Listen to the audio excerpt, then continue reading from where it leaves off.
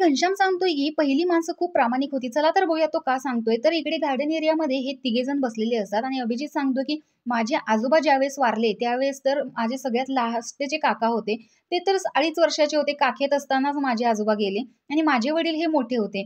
तर घरची सगळी जबाबदारी जी होती ती त्यांच्यावरती पडली. त्यामुळे त्यांचं असं चाललेलं की अभ्यास कधी करायचा आणि काम कधी करायचं. तर ते दिवसभर गिरणीत जाऊन काम करायचे आणि संध्याकाळी येऊन रेल्वे स्टेशनवर जाऊन लाईट असायचे तिथे जाऊन ते अभ्यास करायचे. असं ते अभ्यास करत होते. भरपूर प्रतिकूल परिस्थिती होती. तर हे माझ्या आजीला वाईट वाटायला लागलं आणि मग तिने निर्णय घेतला की आपण खानावळ सुरू करायची. कारण पहिल्या वेळेस मुंबईमध्ये खूप लोक यायची आणि त्यांच्याकडे जेवणाची सुविधा नसायची.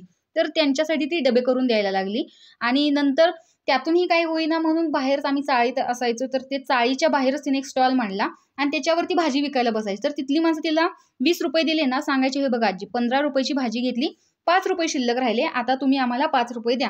तर घेतलेली माणसंच ती पैसे सांगायची की 5 रुपये राहिलेत परत द्या. त्यावर मग घनश्याम सांगतो की नाही पहिल्या जमान्यातली माणसं खूपच प्रामाणिक होती. तर वैभव सुद्धा सांगतो की हो तेवढं आहे. त्यावर अभिजित म्हणतो की माझ्या वडिलांनी अशा परिस्थितीमध्ये ग्रॅज्युएशन कंप्लीट केलं. तर हे सांगताना अभिजितच्या बोलण्यात एक अभिमान दिसून येत होता. तर तुम्हाला याच्याबद्दल काय वाटतं हे कमेंट बॉक्समध्ये नक्की सांगा. अशाच बिग बॉसच्या अपडेटसाठी आपल्या चॅनलला सबस्क्राईब करा. तोपर्यंत बाय.